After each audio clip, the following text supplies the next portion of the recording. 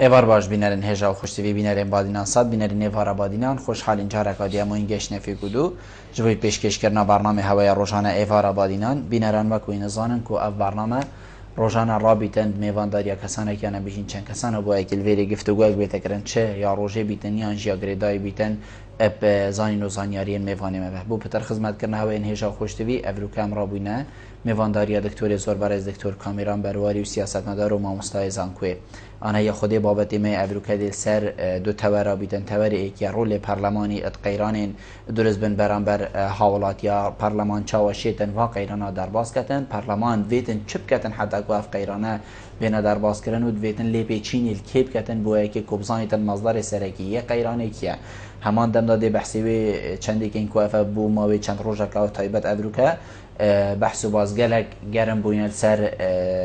سروکاتی حریم کردستانی و ام بیشین پست سروکاتی حریم کردستانی کاد چلیت و چلی نهایت و رونشتن افروکه یا پارلمان کردستانی و انجام نوی هینن هجا وکی ما گوتی د بینریا مکن سر وی بابتی و چندی بسیار دیگه وکی و ما آماده کنید دیش دکتوری هینه کرن دکتور دست بکی تو گله بخیراتی سر چاوا افریقا بو افاره بادینا زور سپاس دکتور ام بیشین دما هر ولاته که پارلمانی خوه بیتن و قیران درست بیتن و کیشا و آریشت که بیتن نفتخا ولاتیا دب گشتی اكيد فيت رول خو هبيت برلمان كردستاني فيتن چه رول هبيتن قيران افريقيين هريما كردستاني كو بروكو خو بيواگرتي نا قيرانكو دو بلكو گلك ام بيجين روي جياني و قيران هبوا رول برلماني دي چه بيتن سپاس بری هر دشتکی ام دزانین بلندترین ده سالات الناو هر ولاتی گله گل دسر پارلمان و حکومت و سروکاتی و هر دشتکی رایم لنينرد قال برلمانه اندام برلماني هر ولاته دا نينريا قال دكن حتاكو او اندام برلمان حتاكو او سلوكات يوي برلماني د چارچوبه کی نتوی اجتماعی اخلاقی دا دستوری دا کار بکد اوی شرعیت خو هيا و دکاریت بناوه وی ملتی وی ولاتی و وی دولتی باخوی دجبرکو بلندترین دا صلاتت ولاتا کدام پارلمان کردستان جی مبویت نویت دنک مدابیت ندابیت اف نینری درکتیم دلی خلکی بن آن دلی خلکی نبن نینریا خلکی کردستان دکد جبرکو پرانیا خلکی کردستان دنگ خدای و شرعیت و قانونا خو هيا جبر چند جی پارلمان سرچاوی ایکیه جبو اکلایی کرنا همو پرزگریه که یادوی ولاتی دا روی دتن و دکاریتن دست خواهج بو هر تشتکی دریج بکد چه مثلا که یا شخصی بیت مثلا وزیر و سروکات یا حریم و حکمت و حتی دام دزگه دجیر دکاریتن مایت کرنه دادی که او پارلمان بخوجی برانبر هر قیرانه که الولاتا کی ریدتن لکردستان جی همان تشته بر پرسیار بر چند جی ارکی گیرنگوی سرکیت کفت سرمل پارلمان کردستان به تایبتی جی افخلا پارلمانی جیاوازی هیا گل خولدی یکم جار جمارا پارتی سیاسی دوید پتر بیتن و دیساجی هفسنگی نابینا لیستا دا گلک یا باشه یعنی گل نستکنین هم بجین پترش پنجوه ایک صده اینا بیتون یه دید کمتر بن نه یعنی جبرکو 2013 هفکیشه و سنگ سیاسی لکردستان هاتا گهورین پارتیا دا صلات لکردستان نما و ایدی نچارن هف پیمانی و تحالف نابی نوانده چه ببن کردستان جی بتایبتی جی سروک پارلمانی براستی دکتور یوسف انسانه که پرهجایه و انسانه که وکو جماوری تیتا قبول کرنه و حتی افروکه جی پارلمانی دا دست پی که حتی بگاوه مروفه که شای هفسنگیا هزت کردستانی راه گیریتو و وکو مروه که بیلایم شوازه که زانستی و اکادمی برجواندیاوی ملتی وی ولاتی دا کار کرد جبرنده جی نهجی ام هیویا تشتید باشتر جی دکی زور جنا دکتور جناب تا بحثی و چندی کر کو اف ام بیجین پارلمانی ویگاوی ان حکومت ویگاوی و کی گوته تا گوتن حکومت کابن کفروان و هزو دا صلاتین کردی بگشتی خوته داد بینن خلکی چه استفاده کرد و حکومت بن کفروان یعنی گرک جارا ده تا گوتن خلق دی بیشتن خوزی حکومت بری با نبن کفروان با اف بن کفروان و کوپناوی بن کفروانی قیران دیف قیرانی بو ما درست کری خلکی راسته حکومت بن کفروان یا باشتره بلکو حکومت بن کفران بو هندک ولاتا باشتری بس خدمت ما کریه و کود ام بجین تخین گشتیان خلکی هریما کردستانی نه آخر اف سیناریو چکرینه جبرکو هندک کسو هزو لایان لکردستان هنه حسناکن چه پارلمان چه حکمت چه کانتون چه کابینه تینه چکرنه سرکفتنه بینن جبرکو او حزد کن روشا کردستان جخراب برو خرابتر بچید باشترین نمونه جه او 25 ساله ام آزاد و رزگار و سر بخوی نش نقطه ای که وره ام نکارینه آن منه هلای آن منه بیا دستورک لکردستان هبیتن بله حکمت که بنک فراوان حکمت که پر باشترش حکمت یک حزبی آنش حکمت دو حزبی جبرکو نینریا پرانیان زوربیا خلکی کردستان دیگه یا باشتر جه او بو لهل بجارتن 2013 32 لیست هبون بو پارلمان کردستان ام مخابنی به دبیجین هندک لاین سیاسی فرت و فعلیت خواه نهلا 26 لیسته شوانا بچنت پارلمان کردستان ده هکر اوروکه هر لیسته که شوانا جی بتنه یک کاندید هبا او 26 کاندید داشین هفسنگیا هزه لکردستان به تمامی رای گرن چونکه نه معقول و نه منطقیه لیستکا سیاسی کومکا سیاست مدار و کساعتی لکردستان هر که به هزارها صداها جماهیر هی و نکارن کاندیده که در بخن مدید هل بجارتن نوتو دو حتی 2013 راستی جی عیب امرو بیشتر ناویدوان هل بجارتنه بس جبرکو بدیله که دینی نجبلی هل بجارتنه و دیموکراسیت هل بجارتنه هگر او توانت هل بجارتنه کردستان داتنه کرنه به توان سروان لایانیت سیاسی بین حساب کرنه چجارا سجنا در نکردن حکمت بن کفراوان حکمت که باشه بس او هزو لایانیت بری فرمانداری لکردستان کرد اوان دوید زانابون و پروژکری و برنامه‌کری و حکمتا بنک فراوان بشکنن و نهلن سر بکوید جبو هنده بیجن خلکی تماشا بکنه او هاتن او پوزیسیون او معارضه او هین چاوره و نهات تشتک بهانگی بون من وزیر دارایی دماده چیتون و بینید وزارت که قردار یعنی گناهاوی چی اگر بودمون وزیر کار به اگه دماده چیتن و تشتک لپی تویدانه بونمون وزیر پیشمرگی اگر بچیت وزارت که و تشتک دست تویدانه اول نه گناهاون اول هر گناهاوی دا صلاته ا گناهاوی حکمته او حکمتا سیبر اول پشت حکمتا کردستان کار و امور ابرودت ام مخابنی و دبیجین حتی به ساعته جی لکردستان حکمت شکله پارلمان شکله یعنی بو جبرک المکتب سیاسی پشت پرده بریات ندانه هندک بریار ناوا حوان حزب دا هندک جید گل دولت تریمی هندک جید گل دولت جانی شنی کادشن پارلمانی دا چه تاوان بید چه باشی بید شنی کاپ وزیرت خواه آنجی پارلمانتارت خواه دنکرنه جبر هنده جی نوان حول و نوان قوات زور جراجی و ابجی نازفریت و بهزیا وزیره که آن پارلمانتاره که بلکو زفریت و بوه هزا حتی نو که اراده یک چکری و او اراده حسنه کد اراده گل و اراده پارلمانی و اراده حکمت برنه بیتا میدانه سوچانه دکتور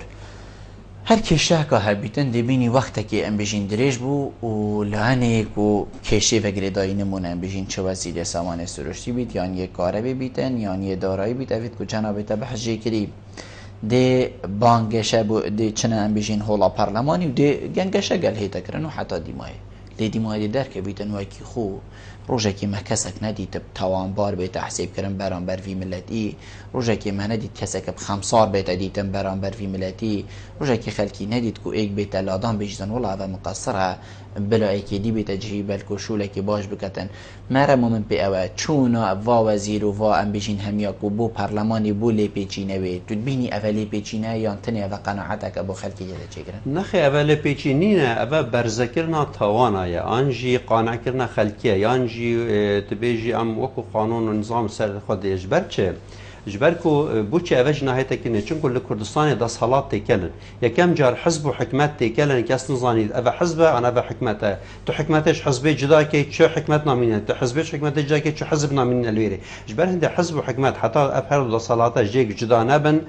حکمت کا وسط چه نبید کو مای حزبات تکرنوان تدخل اوان راوستینیتن او چه جرا سر کفتن یادوی ما کینه وان توانات کن کینه دزیات کن کینه خلطیات کن کینه خرابیات کن اره فقیر کردستانه سایق تحصیل کردستانه امام مستعد کردستانه همی بین دشن میلیارد دلار دزن بگمان نه الكردستاني العراقي يعني او اگر تو رابورتا وزاره الدرب یا وزاره یا بجم سفارت امریکا بخوینی او گوارا لوی 284 دا بلاف کریه سرمایه چند برپرسکت کرد و عراقی 700 میلیارد دلار 700 میلیارد دلار شوان جی سرمایه 5 برپرسید کرد هندی داهات حکمت کردستان 10 ساله روزنامه آوینه دا بری چند جماره که بیرانم 408 او بزانم جماره بلاف کریه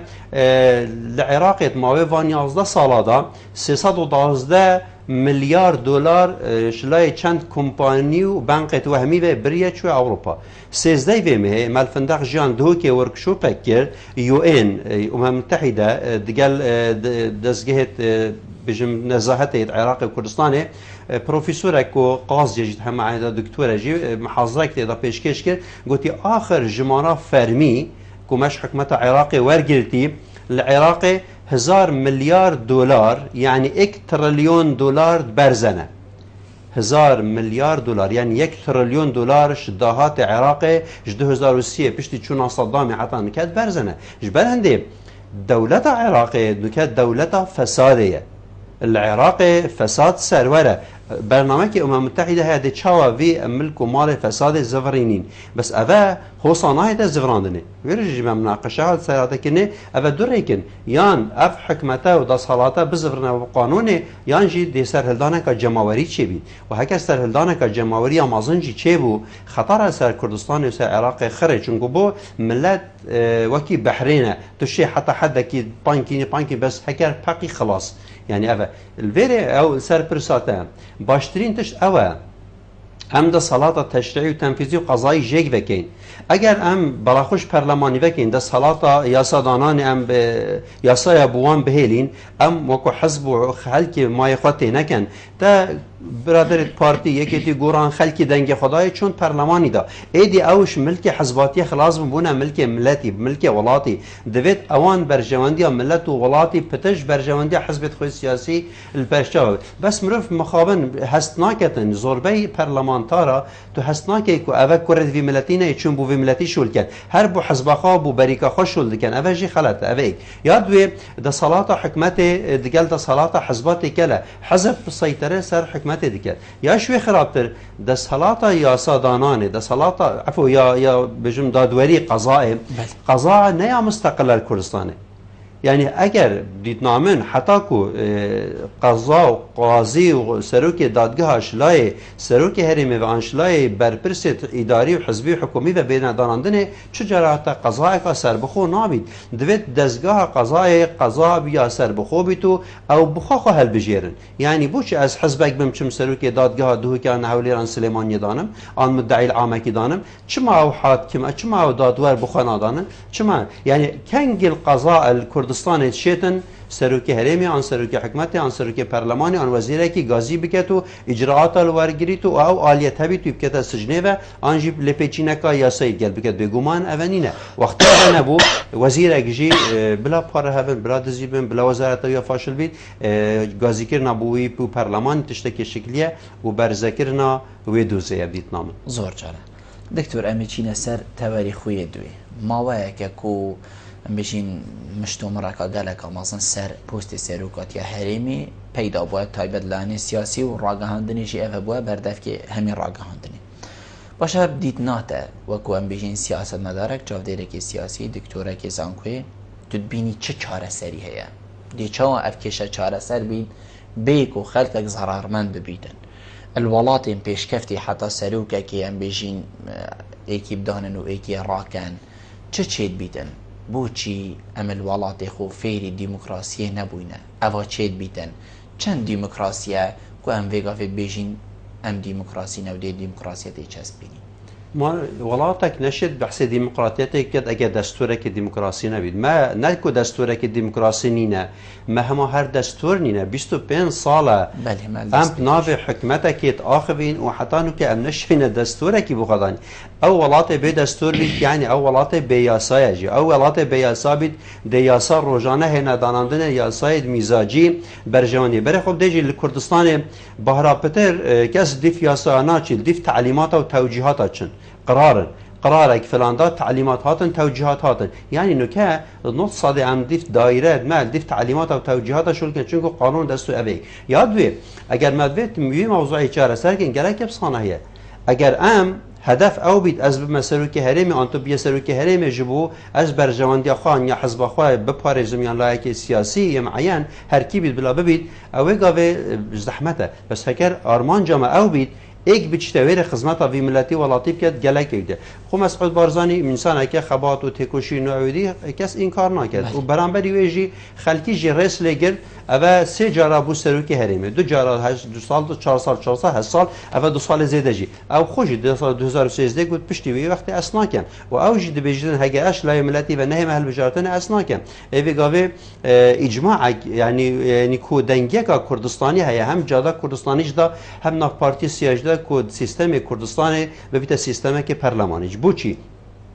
یکم جار نابید سیستم هرمه که گل سیستم یه مرکزی یه جدا بید سیستم عراق سیستم که پارلمانیه سرک پارلمانی داده تهل بجارنه دوی سیستم کردستان سیستم که پارلمانی بی سرک کردستان داده بید یا دی خاله دی برای مسعود بارزانی حق خو کاندید کردن نمایه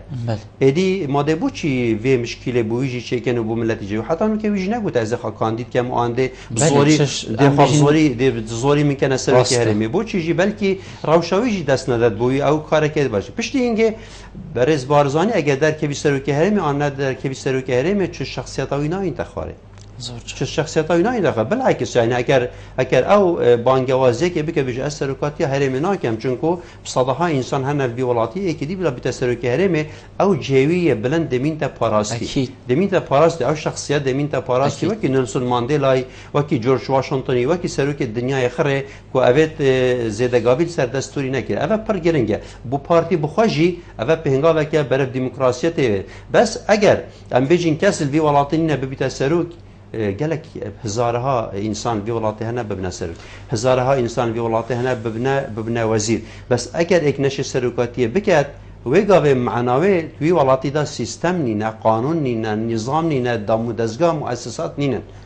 مادام مؤسسات نبن مادام مؤسسات اگر بوته هنه دوید بومجی هبن كان غدراء كافل خلقي تتكرن كودامات بيجن كسنين سروقات يا هرمي برايفت بد نخي هيا يعني هم ناف مال بارزان خدا خلقنا ناف بارتي ده هنا اني حزب الشيوعي عمري نص صالح مال صدان انسانتين عمري بارتي هفته صالح صدان انسان ناف بارتي ده هين قران ويكتي باشه اف قياديه ناف قران ده باچاو همي پیداون پونه همي نافيه كتي دابون بري هينگه باچاو اف همي پیداون چاو اف گنجد نو که نافيه كتي دا پیدا بن همي تنه میدان اورو کو مسئله سرکاتی مسئله وزیراتی مسئله نین تاریخ امروی و گریدای مسئله شهاده و خبات و تکوشین و برخدان امروی روزانه چه بیتن ایک پیشمرگه بیت ایلونه گلانه بس نویوی رئیس وزراء که باش بیتن آنکو روی سرک وزیره که باش آن سرک پارلمانه که باش بید و گاوت نشه ویجی کو خبات با پیرته شاته پتره دوید با پیچون کو اوه خبات نینه اوه خباتنینه اوه بزانینه و تگهشتنه و دنگانه اوه یا باشو درست اوه هم پرسا سروکاتیا هرمی نکینه پرزگریگه که جدی پرزگریگه که مازنج بو ملت کرد برکو سروکی هرمی پارلمانی دا بتهل بجارتنه آنت نک پارلمانش دا بدیت نامن چه پرزگریگه که وصانا بید ده دو سه کاندید هبن او کسی مافی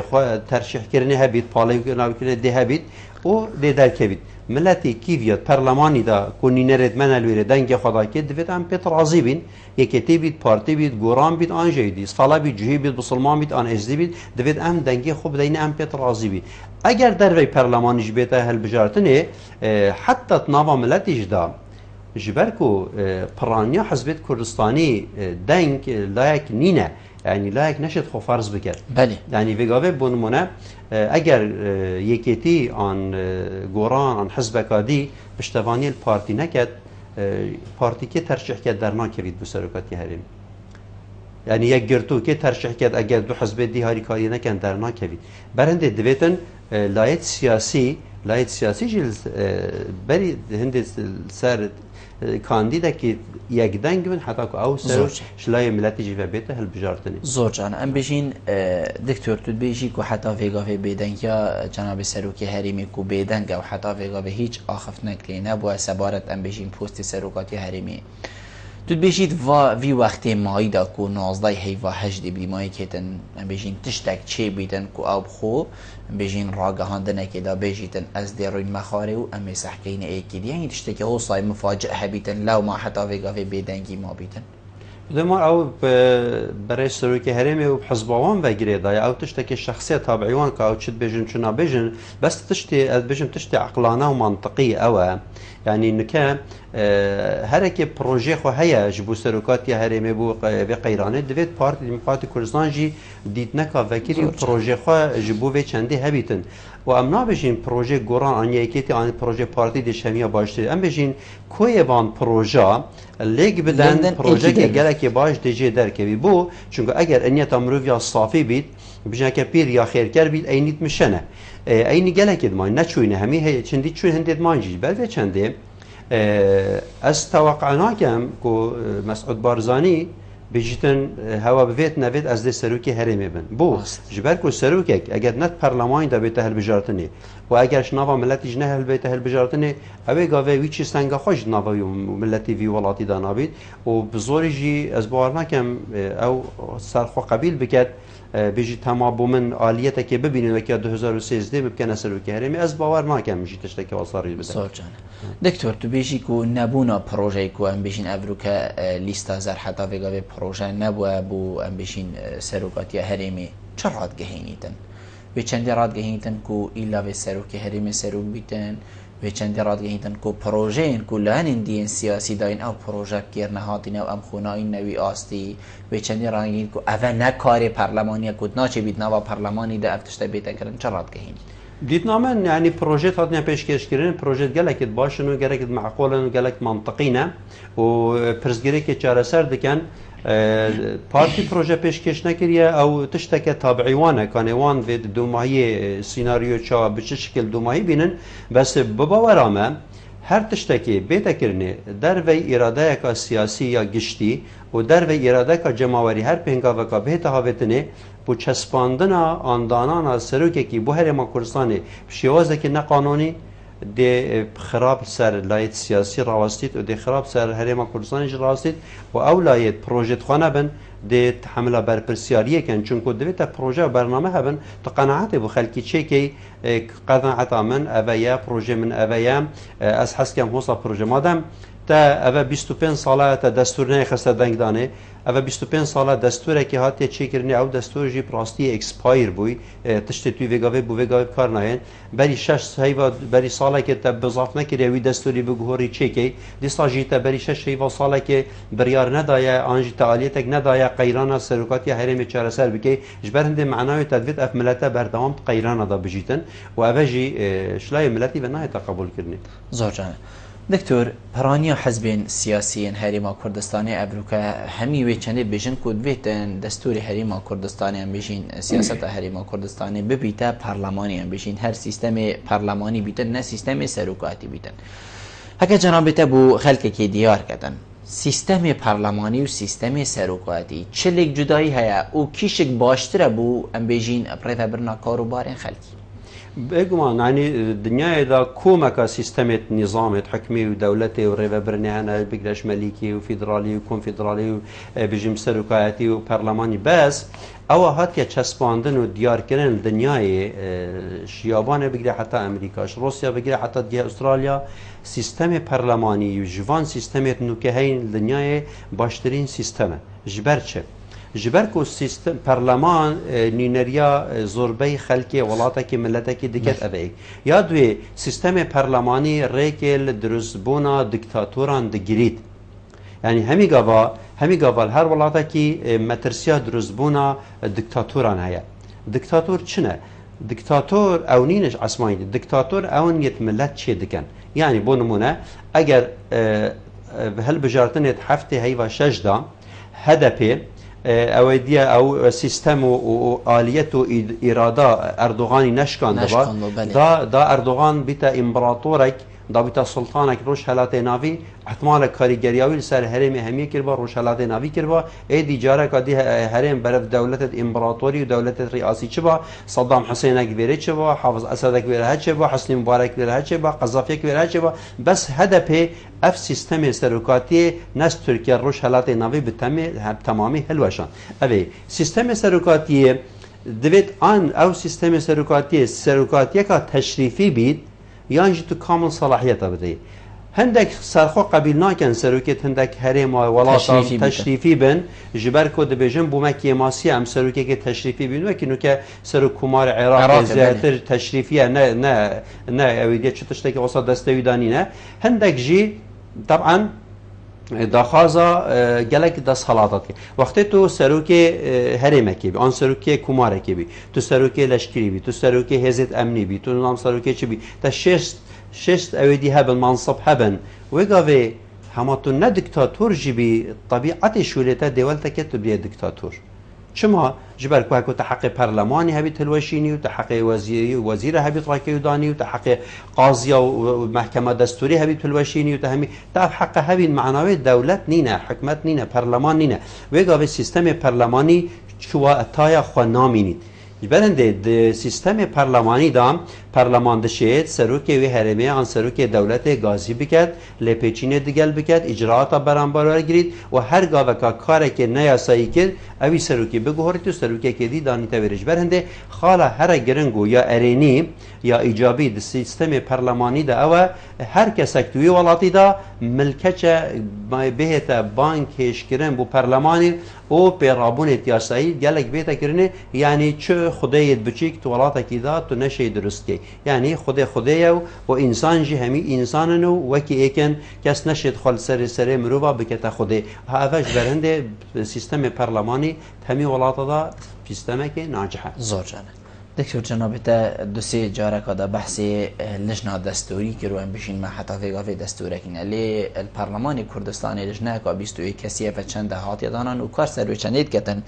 که پروژه دستوری بیتا بشین درست کردن و بیتا پارلمانی بو بشین گنگش سر کرنه دود بینی اف لجنه بشیتن کاری خوب درستایی بکد او بشیتن اوا خالا جیبته پرینتن اول سرکشا که ویگاوی مدرس بو یا سروکات یا حریمی وانی دیت نامن نه 20 کسه هر 20 کسه توش کردستان ور گریز شین وی دستوری برحتی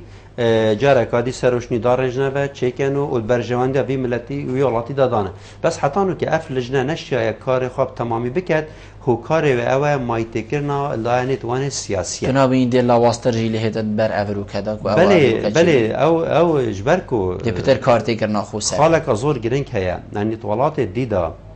دماتا اندام پارلمان کل بجار تا دنگ خدای و تو دهیلی ده آزادی ده ده او آزادی کار بکرد دابشید کار بکرد اگر هاتو چو تا آزادی ده 4 سالا کار کرو و کاری بدلیتا نبو و ملت آن خلق آنجی پروژه خواه بو کرا خواه کرا پرک و پیگ هشت هندک هدفت مادی حزبی جارا پاشتر تو دویل عردی ده وی حزب وی هزالان سیاسی ده کجی تو دنگه خونه ده یکی بن بلا ببن ده دای در کجی از باور ناکن نشست روزی دی نانات روزی تیره هنده ناکن اف لجنه ابی دستوری جاره کادید برچاف را درباز بکتو و سر راست کته و قیران سرکات یا حرمی چاره سر بکت بو مادم مگرتی گریمانه که دانه اگر وان 40 روزای آن 5 آن 6 روزا تمام جی کر ارید چاوی خنا راپرسیه اره اگه او کمیسیونا نشیتن بو سرکاتی حرمی راپرسیت ماوی 6 روزا دا بکد چاو 6 بو دستوری بختار راپرسیت ماوی 6 روزا آن 9 روزا دا بکد به گمان نشید جبر هنده موید نوید حکومت کردستان دی توش قیرانه که بید باشترین چاره سری اوه ام همی عقلانه منطق لوجیک هزر بکین به هنگاوا پاویجین ام همی پیگ و لاین سیاسی گل ملتی بریار بدن سروک حرمی کی بید بلا ببید کی خود ترشیح کرد بلا خود ترشیح کرد پارلمان کردستان دا بیت هل بجارتنه و 4-5 کاندیدک بو سروکاتی حرمی هبن جبری لاین سیاسی براستی جانت گل هنده ما الا کاندید سروکاتی حرمی لاین سیاسی بن و اوه جاست تاوانه که بینم برانبر ملت کرد جبر کو خلق کردستان همینه حزبینه و سەرۆکی هەرێمێژی مەرجنینە ئیلاژ بێ حزب بێت ئان حزبەکە بێت تووشێ ڕۆشنبیرێکی بینی تووشێ سیاسەتمەدارێکی بینی تووشێ مامۆستایەکی زانکۆیە متەقاعد بینی تووشێ حاکمێکی بینی سەدان قازی و حاکمێتۆکی حاکم ڕزگاری وێدی و بسەرا ینی شخصیات کوردستان هەین کوردستانێ دەربەی کوردستانێت ناو حزبادا دەربەی حزبێدی نەشەرتە ئیلا سەرۆکی هەرێمێ ئانژی شخصەیەکێ لە کوردستانێ بەرپرسی حزبەکە سیاسی ئان سکرتێری حزبەکە سیاسی کوردستانی بیت زۆر جانە مامۆستا سەبارەت کۆمبوونە ئەڤروکە ئەوەل پەرلەمانی چێبووی لایەنی سیاسی بەشێکدار بوون لێ پارتا دیموکراتە کوردستانی گوتی کۆمبوونەکە نەیاسایی بوو و vê هۆڵە پەرلەمانی دەرکەوت دەست پێکێت بینی ئەڤە کۆمبوونەکە یاسایی بوو یان نە و دەرکەفتنە لیستا زەرد ناوە پەرلەمانیدا دێ چەند کاریگەری ئەخۆ هەبیتن دیتنامە ینی وەکو مەشوو پاندیژی گۆرەی هەمی چاودێرە و حتا ئەندام پەرلەمانەش پشتیش کۆمبوونە دەرکەتین دیتن گەل هەمی هاتی گوتی دیتنە ئاڕنیشتنەکە گەلێک یاسایی بوو چ تشتێ پێشێرکاریەکە یاسایی نەهاتەکردێ و پەرلەمانە کوردستانê نەشت خەلهیڤیا من ئانتە بگریتن کادێسل بیت ئانسل نابیتن داش پەرلەمانی دەرکەویدانە پەرلەمان دێ شولێخوا کرد چونکو پەرلەمانی ملەتێکی پیڤێڤە دەرکەتنا لیستێکی ئانژی مجموعەکە یا کاندیدا ji پەرلەمانی یا بژن ئەندام پەرلەمانە ببورە یعنی ئەو وانە یعنی هەر گاوێکێ هەر ئەندام پەرلەمانێکی هەر لیستێکی مافەیە ji civînekê derkevît bes divêt dema derkevît hindek hûkarê xۆyet yasayî hebin و ڕاستێک هەبیت و پاڵپشتێکە یاسایی هەبیت ئەم پاڵپشتێکە جەماوەری هەبیت بەس تو دەرکەویش بوو هەندێک و تو گواشتنێکی سەر پەرلەمانی پەیداکەی دیتنا من چه ئەنجامان ناگریت چونکو نەملەتی کورد کەویتە بن چ گەف و گوڕایەت هیچ هێزێکە سیاسی کوردستان ئەڤریکا نە کوردستانە باشوور نەژی کوردستان ئامازن نەژی پەرلەمان دکەویتە بن گەف و گوڕێت هیچ هێزێکە سیاسی ژبەرک و پەرلەمان نوێنەریە ئیرادا ملەتی کورد دکات 30 کەس 20 کەس 40 کەس حتا 55 کەس جی دەرکەون ئەبێت مینن تێرە هەندێ هەنە بڕیارێش پێشوی ملەتی وە بدەن زۆرشانە هەگەر هات و ئەم بێژین پەرلەمانی هەمیە جوول کردبا و کەس نەمابا تو بێژی وێ گاوێدا ماسیرێ وی خەلکی بیتە چێ دا خەلک بەری خودەنە چێ دا کیش دەرگەهی قوتن یان ئەڤەن بژین دا چەند بیتە تشتێکی خراپ بۆیەکی دەمان بژین لیستێکی پەرلەمان بەردا هەمین دیژی دیو بچن و دیو بانگەوازیەوەی بچن و ئەوە کولدوی چێبووی بژین و گەلک فشارل سەر بووک و ئەف کۆمبوونە بڕێڤە نەچیتن ئەف پرۆژەسا نەکەبیتە بەر بەحس و ڤەکۆڵینێ هەکەر هاتووە کرد وایە دا ماسیری وی خەلکی یا بۆ مەکیش دەرگەه قوتەوە بەێ ملت شملانی مەگرتی گریمانێکی دانا پەرلەمانی کوردستانی هەمی 111 کەسن هەر 111 کەس ئەیدی خودێ نەکرد خیانەت کرد آن مشکلک چه و هر 111 کس پارلمان جایی که پارلمان ایرانی هاتون از سلطنه آن مشکلک چه اوید هایی گلک پارلمان دا مشکلی چه و 100 کس قیادی پک وادی گوشنی ملت اکل هیچ یا 100 کس آن 150 کس آنینه او ملت نشد 100 کس آن 1000 کس آن 2000 قیادیا 2000 سروکا 2000 اندام پارلمان 2000 وزیر 2000 سروک وزیر و پتر همی گاوات نافخدا چکت و هبن او ولاته که ویرانه جبرنده و هەگەر هاتو چون لیستێک دەرکەت با لیست دیجی هەمیە دابا دیف معناوی ئەو لیست یا ڕاستە و یا درستە و ئەو لیست نوێنەریە خوابتنێ ناکەت بەس بەلکو نوێنەریە لیستی دیج کەت و نوێنەریە پڕانیا خەلکی کوردستانە دکەت باوەریەک داخۆک و ئەڤروکە پەرلەمانی کاری خوب درستەهی کردی باوەریەک داخود ناوا خەلکی داک و خەلک بشتی فعلا دیتنامن پێنگاوە ئەڤروکە پەرلەمانی هاوێتی پێنگاوە ئەیکێ یا عەقلانە یا مانتەقی بوو ژبەرک و تشتێکی ئاسایی کرد چاوە بەرین و کە گۆڕان دەرکات ئاندەجا دەیەکێتی دەرکەتن ئان حزبێدی دەرکەن پەرلەمانی حزبێدی دەرکەتن کەسێدی دەرکەتن تشتێکی ئاسایی بوو حەقێکی وانەیە طەبیعیە دەرکەون حەقی هەوایان هەیە بایکوت بکەن و حەقی پارتی دیموکراتی کوردستانەژی هەر جەلسەیەکە پەرلەمانی بایکوت بکات و بهێن و بچن ئان نەچن وەکی لیستێدی یعنی دەبێت ئەم یەک چاو تەماشەی ملەتی کورد بکەین بەس بدیت نامە ئەو ڕۆژ و ئەو وەخت و ئەو سەردەم نەمایە هیچ هێزێکە کوردستانی هەڕەشەل پەرلەمانی کوردستانی ئانژیل ملەتی کورد بکات هەگەر ئەس حکمداری کوردستانەکە ئەدە حکمداریە کوردستانی تێکدەم ئەگەر ئەس مەسەلەن فلان تشت نەبم ئەس دێ هوکەم ئەو تشت کوردستانی پرێڤە ناچیت بووی نەبوو گۆڕان و نەبوو یەکێتی و نەبوو پارتی ژبەرک و ملەتی کورد شوان حزبێت کوردستانی هەمیان ماسترە و ئیرادا کووردا ژوا ئیراداوان حزبێ سیاسی هەمیان مازنترە ملەتی کورد دەستی خوال بەر حزبێ سیاسی ناگریتن قەرەچیە بۆ حزبێ سیاسی بکەن بەلکو حزبێ سیاسی محتاجی ملەتی کوردن ملت کمی نشد نوا حزب آن دو حزب سیاسی دا بجید بس طبعا حزب سیاسی شین نوا ملت کی دا بجید جبر هنده اف دیتنا شاشه دیتنا کا شاشه لکردستان هيا حزب سیاسی شخصاش خاماستر دبینن الملت دي الولايات دي الامريكا الاوروبا الفرنسا حزب سروكت حزبا قرچيه دكان ناوا ولاتا كده حتى بخو هنده دنگا كومت كان وخد كان خلامت خلقي حتى كو خلق دنگ ددنه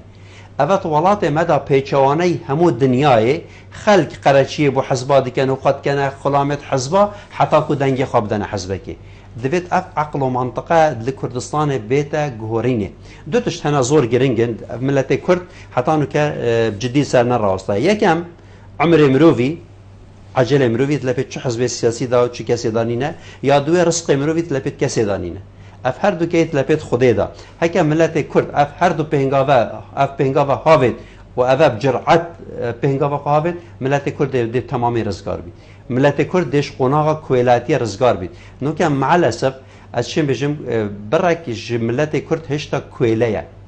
کویلیه و براستی کویلیه که چا قناغا کویلاتی بری چند هزار سال دنیای هبو ملت کرد هنده کویلیه خواب کویله شخصا و خواب کویله حزبات زانید افجا اف حزبه کی بن و کیش پارچه کردستان بن افت تشتکی مترسی داره بو چونکو وقتی مروی هزر خو نداشولی وقتی مروی بعقل و منطق و لوجیک هزر نکر وقتی مروی دنیا بحمیر بشکلی و ندید و گاوه دی مروی بیتا کویله مروی دی راستیا و شرید مروی راستیا خواب تنه دبین هکه از راستیا خواب تنه بین ابتنه لدوه که راست بم معناوی نه راستم چونکو خلکی دیجی برانبری مجی هندک راستی هنه و تجی هندک هنه راستیت مهمیا بگشتی بکنه ناوک و گاوه دی راستیا ملتکی جه شوید جان دکتر تو بینی کو افگرجیه دی مازنتر لهیتن و دی هم بیجین جاده لهیت دنگ انا بیجین دی کشه مازنتر لهیت و لهیت کو باری خلکی که بکویدت ما ترسیه ده خو خطر چه دیال کردستان خطر او تخوا به اراده بکی و تا جارنویس خوا کربیتت لبیت خلکی ده مخابنی و هم دویجین گلک دام و دزگهت مخابراتی لکردستان هنه او خطره که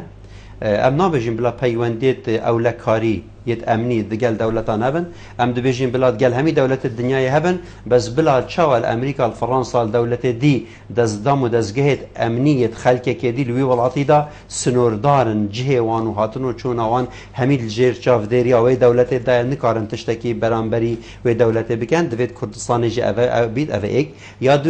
دوید دست ایران و ترکیه و دست هندك هزيديت دركي جي كردستان سنوردار بكن يعني نابتن او تشتي طهران وانقره فيا بغداد ودمشق فيا او لكردستان بيتا بيراو كرن دفيد او تشتي كردا فيا لكردستان بيتا بيراو كرن وكو دي تو ملتي راكي لايك دجي لايك دي راكت او سركفتن ناينيت چونکو نه ملت کرد الباشور به تایبتی میگوید پرانیا ملت ما زانایه روشنبیده و تلویزیون 2013 جدا ملت بریار خدا یعنی بریار دا اف پاوانکرنا سیاسی لکردستان هیل یعنی تکبر چه باجر ورکه ملکت چه حزب سیاسی نین پاوانکرنا سیاسی نمایه بس بدید نامن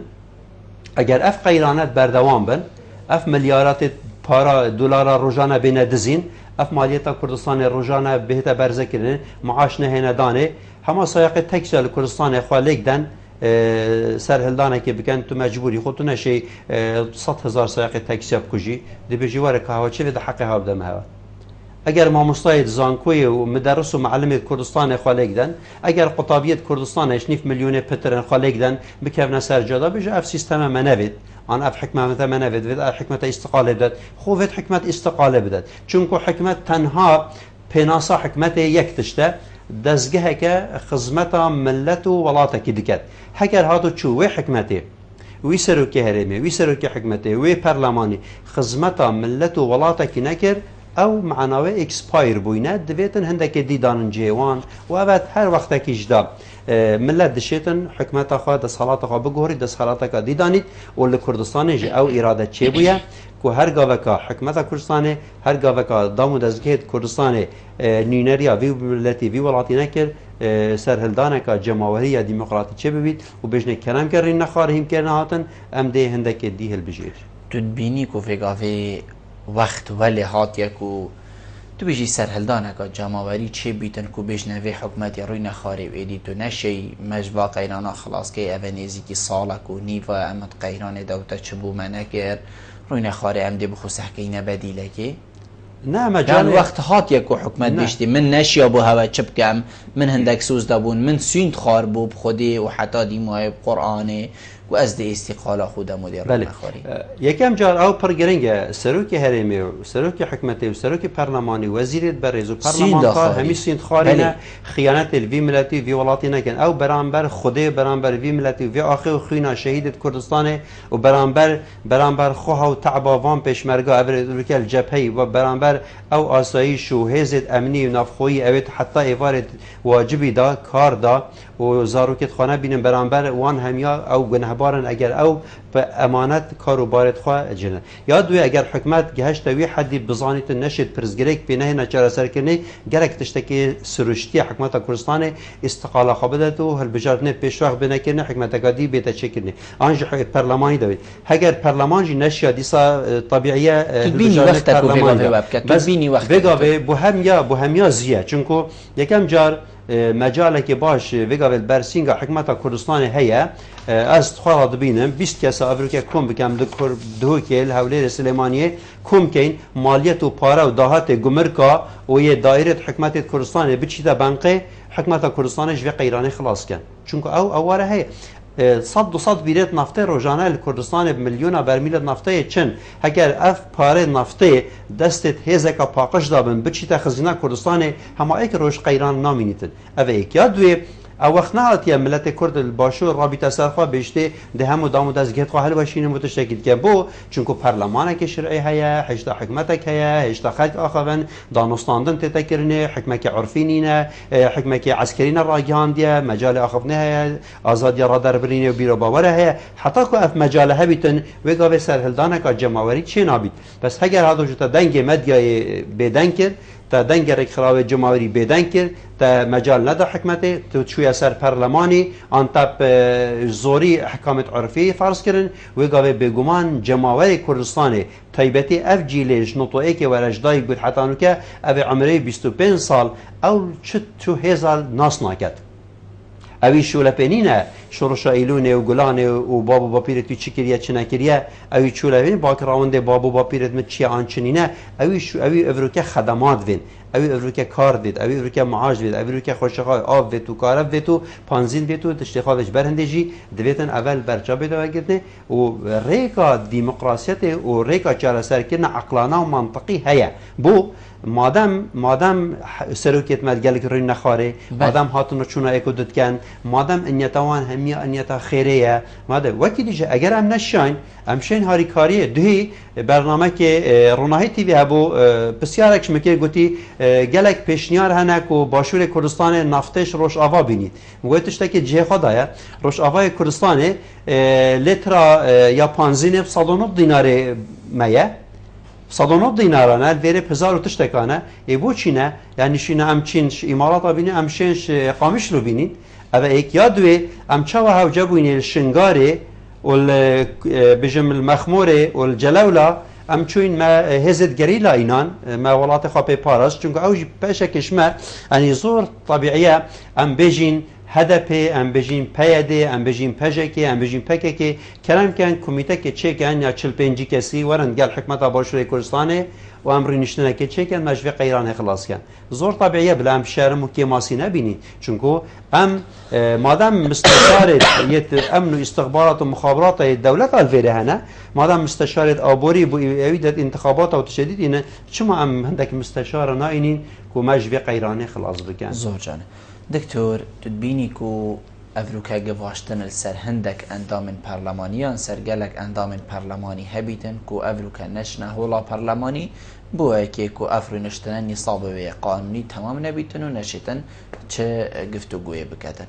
بله من اگه گواشتن سر اندام پارلمانه که نبید تما اوبتن ناچید بس وقتی بونه مجموعه اگه نچو معناوی توجه که حزبیه تعلیمات حزبی هنه بلیین لانین پارتی دموکراتی کردستان از بحثی لانین دی بگشتی همی اندام پارلمانات بینی گواشتن اکثر هبیتن زان شو نچون دو تشتن نچون هندک جارا مروفک نساخه هندک سفره ده هندک پشتکی هی اوه پرسید کسین اوان جی او گل سروک پارلمانی جگری وید گل سکرتیر پارلمانی دبیشتی هو کار من اوه اسنهاتیم اوه ایک آلیته که آلیته دوی اوه توجیه که حزبی هبید جار اف برازت نچوین آن اوه چون جیر گواش نچو بید ولی تا گوتی جرعت دابیتا خوب چون بس اوه چون حقترن حقیتا شرعیتا بو مادم داخازا بانکش کرنه حتا کرنه تو ده چید پرلمان درونی خاره یا سایک درکت یا خلط یا خرابت تو دنک سر نادی بس کتو آماده نبی راستی دیت نامن دیت نکا یعنی هلوسته که شاشه بله ادبیجن هکر افرونشتنا پریوچو تایبت سروکی لیستا پارتید بجیتن هکر افرونشتنا پریوچو همی اتفاقات دیین سیاسی او ناف بین لان سیاسی حاطین انجام دان او همی ده حلواشن نمونن بجین لسرو کماری بگره و حتی تیه ریوه بریه که همی اتفاقات دهین حلواشاندن تو بینی چند افت تشتکه پیگ و گریدان هیانم بجین چه راستی یک بو چنده هیا هگر رونشتن چه بو اف اتفاقیات دی همی ده هر واشین سروک عراقی سرو کمار عراقی بگره و حدا تیدی ماهی تظني او نابتن ابشت هند يا تو ملت ايكي بيجري بشي سالي وبحركي تبيجي عند تنازلش ملكو مال خوي كي انجي دي از خوابته و بقي نمو از تو بيك ودي كابينات في افيد او چاره سرينينه بو جبركو لكردستان چاره سريد بيت چاره سريد عقلانه ومنطقي بن اتفاقيات هلوشن دبلا هلوشن مانه کسی خیر جوان اتفاقيات ندیده اتفاقيه یکیتی پارتی ما کی خیر جدیدیه اتفاقی نابین دولایان دی سیاسی کی خیر جدیدیه ما نوتو ایک حتی نوتو دی امش قیرانه کی بو قیرانه و هشت کابینه چک ایک فاشلتر ما کی خیر جدیدیه ما کی یعنی کی خیر دستوری دیدیه ما کی خیر سر کوماری دیدیه بغداد حتی وگاف کی بغداد دوید ام دو که وگیره ندی پرزگریکت کردستان دوید ام پرزگریکت بغداد و انقره واشنطن وگیره ندی بغداد کار خود کتن کی درچو کی در نچو ابرو کجیل بغداد احتمال یکیتی اجتماعی هیویا بکد که او پارتی منصبت خو پیگ بگهورن بلا پیگ بگهورن بلا سروک کمار بلا سپیده بدن پارتی دموکراتی کردستان یعنی بس سروک کمار یکیتی بید آن پارتی بید پرزگریکت حوله چاره سر نکردش بر چنده دید نامن او هرشه بید آنجی هما هلوستک بید نه هلوستک جماهیریه و نه جه خدایه و او سرجی ناگیرید جبر چه؟ جبر که تو شرکی بکی ده شر شرعیت و قانونی که ده شر پارلمانی که خلکی دنگ دای پارلمانی اگر تو هرش که اثر پارلمانی چکداری و خلکی بگیری قطی تو ده شر کردا بگشتی کردستان آمازون و باشور کردستان به تایبتی که و اگر جی تو تشتکی وصا بکی تو بخوا حکمتی تو بخوا سرکاتی تو بخوا پارلمانی و گاوه معنوی تنویت قانون و یاسا و دستور هبن و گاوه ده بیش کستنک آمازون بو پارتی دموکراتی کردستان برنده جی از توقع ناکم قیاده پارتی دا تایبتی مکتب سیاسی آوان آنجی سرکاتی آوان تصرفه که حوصا بهلید بیتا که نه آنجی قبیل کرد چونکو تشتکی حوصا دیبتا تشتکی نبر پرسیاریانه حزبه که عمروی 7 سال بن و خبات و تکوشین و شورش کر بیتن و پناو آشتی و آزادی و دیموکراسیت و مافی مروف باخ بیتن و حکمت کردستان بدست کفتی که خواب بزانیتن و او بخواب بچی توی دست کفتی شناف ببت و جبن ببت اوه تشتکی نی عقلانه و نی منطقی و نی لوجیکیه دکتر حساب ریوه چونه دی چند ملاواز کد برانبر دجمنی چند دجمن دی خو ام بیجین وکی بکم کرد بیجین خود مرا بینیتن که بشیتن زیترین دم دست خو بیتا ناف مداد چنکو دما درس چه بو طبیعی دی ریکا هنده چه بید که ام بیجین هندک دی را بینو بچن تو بینی که وگاوه اف گرجیه چه بو دی چند ملاواز کد برانبر دجمنی مرکو افرو که ما دجمنه که وصای مازن هیا و بلکو گلک اندین و شارتیش بله امت مجوی دا هر گاف لعنت الباب و با پیرت خود کین اوید شورش و خبات و تکوشین رابون اوید خیانت کرین ایک اوید به اتفاقی کری دو و راستی که مجوی کرده دا هاتی تثبیت کنیش برنده جی افرو که یکم جار چینا بید امت سنگره کسی که دا شول کین اوه دجی کرد و کردستان جا دجی کیش پارچه کردستان بید دجی که بیتن دا او لعنه لسرما یا دوی دوید ام به اتفاقیه جی نکین دوید ام اتفاق و ایگرتی بیش برکو هر به اتفاقیه که باشور کردستان چه بیتن ده کاریگریه که راستا و خول سر حکومت کردستان سر هزو لعنه سیاسی چه کتن و ده ما برای ما عسکری سیاسی دیپلماسی امنی آبوری برانبر کسو هزو لعنت دوروبرت کردستان و جهانی جی پیگه مال سر است هرمی و جهانی دی لاواز بکرد بر و چنده ام دبیجین تشتی هر باش و منطقی و عقلانه اوه ام بزورین بو عقل و منطقه لوجیک حواری دانستاندنه یعنی دی چکی ماسی هبیتن اگر لکردستان افروکه صلاحیت وزیر پیشمرگی زیده بکن و ام هزکا کردستانی درست بکن نه لشکری یکیتی و پارتی بید بلکه لشکری کردستانی بید نه یکیتی و پارتی بپارزیتن بلکه کرد و کردستانی و حکمت کردستانی بپارزی ده چه که ماسی گیت حکمت کردستانی اگر ام افروکه ری بدین وزیر دارایی همو دهات کردستان بچنه خزینه دولت شینوان همو میلیارد دلار روزانه دزند بین اروپا و جهادی بناو جدا جدا او پاره بچته خزینه دولت اف ملک و مالیت وان اروپا و امریکا و ترکیه و دولت دیجی هنده که جبین کردستان ام کردستان پی آوادان که ده چش که ماسی جی هبید ده چی که ماسی که بیت فردا اگر ام بهن دست حالات که تشریعی یا بجا تنفیزی یا تشریعی و یا قضایی ام چکین و وان جک جدا کین وان سلطاتا و هر کشوانا کاری خوب بکرد ده چش که ماسی هبیت اگر امر بدین مدیا یا آزاد لکردستان وان دنگت ناراضی بلند بکتون و راستیا بو جماهیر کردستان بجدن بعد هنده چیکرنا قیرانا برجوانده هیچ کسو هزو لعنکی دانینه و اگر ایک بجه ده قیران چکم و دخاش کردستان هاوجم افرو که شرطت انترپول هنه تو بچیت بنی بحریج دا یا وقتی که کردید بجن دی گوهتا گرن تشویر این نوادری ملک و مالت دینن دکنه ملک و مال ملتی و افرو که کس نشیش بر پرسیاریجی بروید راستی روزک دهید و کردستان هچی ایک خطای هچی ایک گرتی هچی ایک کشتی هچی فلسک ایک خاری دی بیشتی وره فلان روزه تشتکریه برانبر فلان تشتی بو جبر کو تشت وکی زمان نوحینینه همی تشتی تنویسینه همی تشت دکیومنت کریه لکردستان و در وی کردستان همی تشت هاتی دکیومنت کرنه جبر هندجی بلا چک اسواسا حضر نکد کو قانون و یاسا بوینینن قانون و یاسا بو هر کسی هنه و سزا و عقاب جی بو هر کسی که لوی کردستان هنه تشتی باش اوه یعنی مسئله دوی مسئله دا ام بزورین